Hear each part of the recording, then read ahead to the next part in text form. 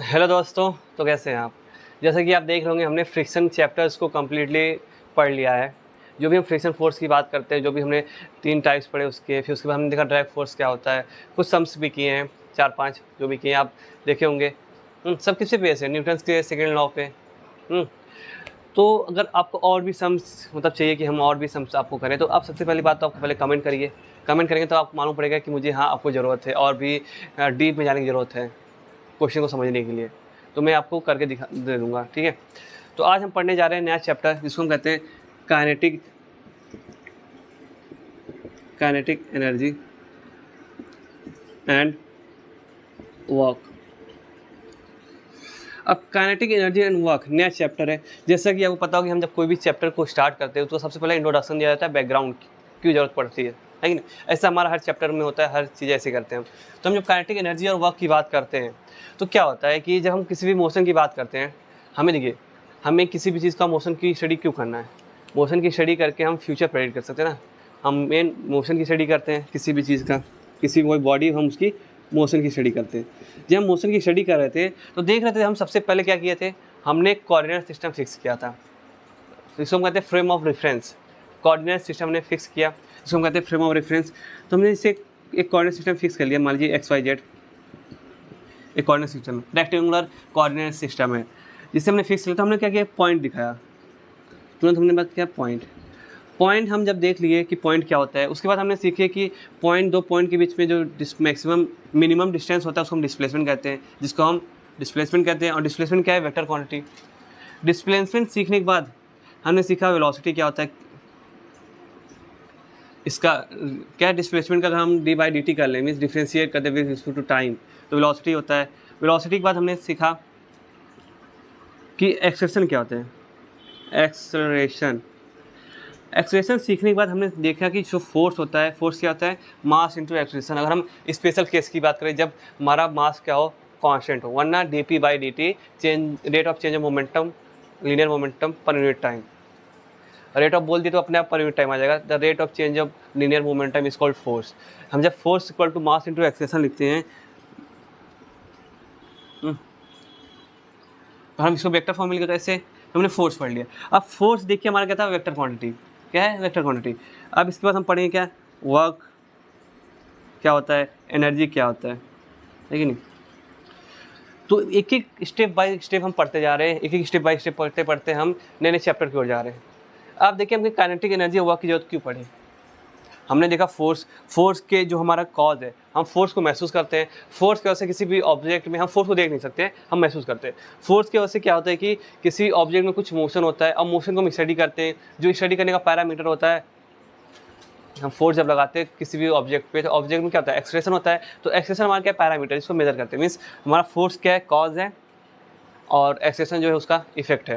वैसे हम जब काइनेटिक एनर्जी वर्क की बात करेंगे तो हम किसी भी ऑब्जेक्ट में जब वर्क करते हैं, वर्क हमें दिखता नहीं है। वर्क क्या है, समझिए एक वर्चुअल प्रॉपर्टी है। जब हम वर्क करते हैं तो किसी भी प्रॉपर्टी, इसकी वजह से क्या होता है, किसी भी ऑब्जेक्ट में उसकी वेलोसिटी चेंजेस होती है, मीन्स काइनेटिक एनर्जी में चेंज होता है। क्या होता है? काइनेटिक एनर्जी में चेंज होता है। तो वर्क के यहाँ हमारा क्या है, कॉज है। ये क्या हमारा कॉज है, समझिए ये वर्चुअल प्रॉपर्टी समझिए, किसी ऑब्जेक्ट में वर्क हम कर रहे हैं।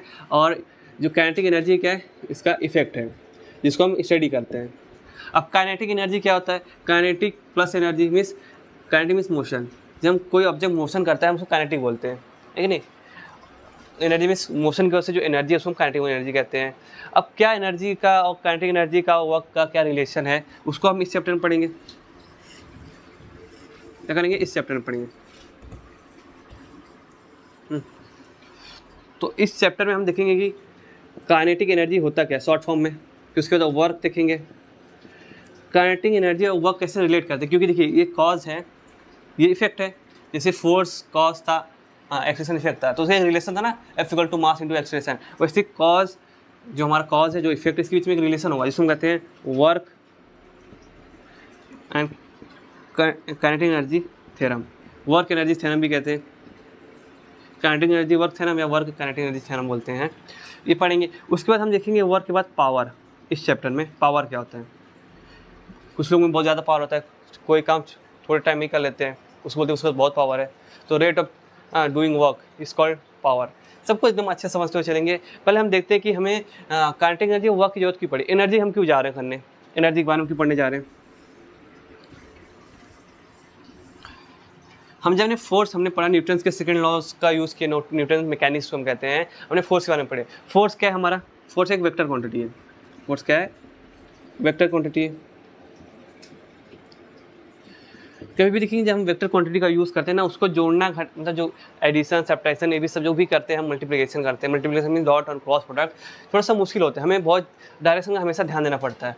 हाँ, तो सॉल्व करने में क्या हो सकता है, हमें थोड़ी सी मुश्किल हो सकती है, डिफिकल्ट हो सकता है।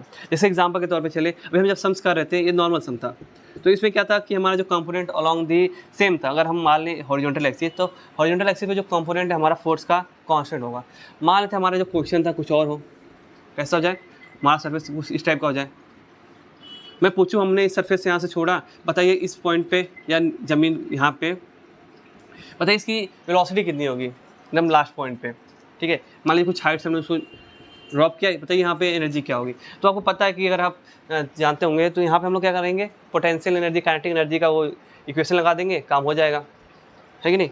यहाँ पे काइनेटिक एनर्जी जो हम kinetic energy initial plus potential energy initial equal to kinetic energy जिसको बोलते हैं टोटल मैकेनिकल एनर्जी कंजर्व होगा, है कि नहीं। तो हम लगा देंगे, काम हो जाएगा, तुरंत हम निकाल सकते हैं आंसर क्या होगा। बीच में क्या हो रहा है हमसे फ़र्क ही नहीं पड़ता, क्योंकि हमें वेलोसिटी से मतलब है, हाइट पता है, लास्ट वेलोसिटी निकाल लेंगे।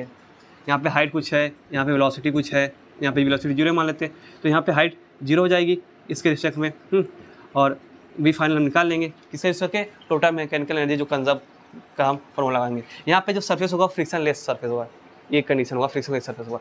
यहाँ पे देखिए हर जगह हमारा जो फोर्स है, फोर्स की वैल्यू इधर एफ जी तो हमेशा नीचे रहेगा, लेकिन जो कंपोनेंट है कभी इधर कभी इधर, इसमें देखिए एकदम इधर फोर्स का कंपोनेंट सीधा डायरेक्ट नीचे था, यहाँ जब जाएंगे तो नीचे तो लगी रहा है, लेकिन सरफेस के हिसाब से यहाँ पे आएगा, है कि नहीं।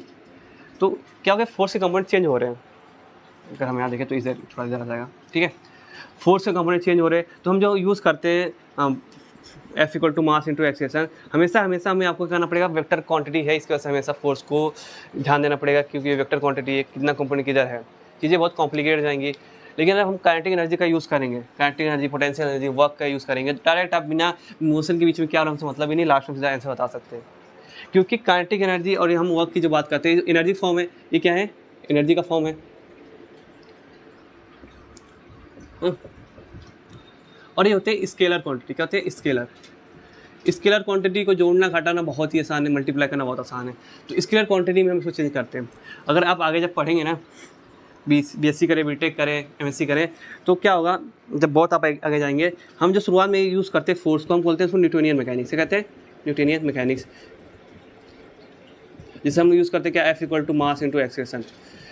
लेकिन क्या था, जब बहुत आगे एडवांस में चले जाएंगे तो देखेंगे कि बहुत प्रॉब्लम को हम इससे करना बहुत मुश्किल पड़ जाता है। जैसे इसको देखिए, तो उसके बाद क्या होता है ना कि जो क्वेश्चन है न्यूटोनियन मैकेनिक्स को हम चेंज कर लेते हैं, कहते हैं हैमिल्टोनियन मैकेनिक्स,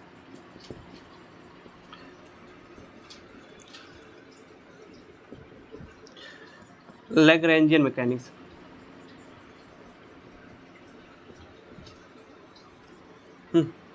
तो देखेंगे यहाँ पे जो ये है, ये काम करता है किस पे, vector quantity. Vector quantity means force बात करता है, लेकिन ये जो क्वांटिटीज़ हैं ये बात करती है एनर्जी पे, इससे बात करती है एनर्जी पे। हाँ, तो एनर्जी का स्केलर क्वांटिटी, इसको जोड़ना घटाना बहुत ही आसान, वेक्टर क्वांटिटी को जोड़ना घटाना बहुत हार्ड होता है। इसलिए हम क्या करते हैं, एनर्जी और काइनेटिक एनर्जी बारे में स्टडी करते हैं। एक तो इसके से स्टडी करते हैं, एक तो हमें मोशन को डिस्क्राइब करना होता है, कैसे कब कहाँ पहुँचेगा, है कि नहीं, कितनी उसके अंदर पोटेंशियल, सब दिखाने के लिए हम काइनेटिक एनर्जी वर्क का यूज़ करते हैं। इसका यूज़ करके हम फ्यूचर को प्रेडिक्ट कर सकते हैं कि कोई मोशन अगर ऑब्जेक्ट कर रहा है, कब कहाँ होगा, कितनी वेलोसिटी हो सकती है, एक्सेलेरेशन कितना हो सकता है, हम उसका यूज़ करके, इस सब का यूज़ करके हम निकाल सकते हैं। इसीलिए हम तो क्या पढ़ते हैं ना, ये सब पैरामीटर्स हैं। काइनेटिक एनर्जी हमारा इफेक्ट है, कॉस्पॉन्ड कर रहा है, वर्क कर रहा है। जब हम किसी चीज़ पे वर्क करते हैं तो एनर्जी हम ट्रांसफ़र करते हैं। इसकी एनर्जी ट्रांसफर करने से किसी बॉडी के अंदर क्या होता है कि उसकी काइनेटिक एनर्जी बढ़ती है, वेलोसिटी बढ़ती है। कोई ऑब्जेक्ट हमारे ऊपर वर्क कर रहा है तो हम उसकी वेलोसिटी कम होगी, क्योंकि वो हमारे पे वर्क कर रहा है, ठीक है नहीं। तो ये सब चीज़ें हैं, इस चैप्टर हम पढ़ेंगे। हमने आपको टॉपिक बता दिया, पढ़ने का रीज़न बता दिया। आप इस बार टेंशन मत लीजिएगा, आपको आएगा नहीं, समझाने के लिए कि क्यों हम यूज़ करते हैं लास्ट में एनर्जी का यूज़। चीज़ें बहुत आसान हो जाती है एनर्जी का यूज़ करने में, क्योंकि जोड़ना घटाना बहुत ही आसान होता है। आप देखेंगे जब हम बात करते हैं टोटल एनर्जी मीन्स फ्रिक्शन विक्शन सब कुछ, हीट उट सब ले लेंगे। फ्रिक्शन में से हीट आता है, टोटल एनर्जी मीन्स हम बात करते हैं इलेक्ट्रिक एनर्जी, ग्रेविटेशन एनर्जी, सब कुछ एनर्जी, जितनी भी energy, potential, kinetic, potential, friction, heat, सब कुछ अगर हमने ले टोटल एनर्जी को कहते हैं, वो हमेशा पूरे यूनिवर्स में कंजर्व है। क्या है? कंजर्व है। तो इसलिए एनर्जी का यूज़ करना बहुत आसान हो जाता है, क्योंकि अब कंजर्वेशन लगा देंगे, काम हो जाएगा फटाक से, ठीक है नहीं? तो बस आज के लिए इतना ही। Bye bye, thank you.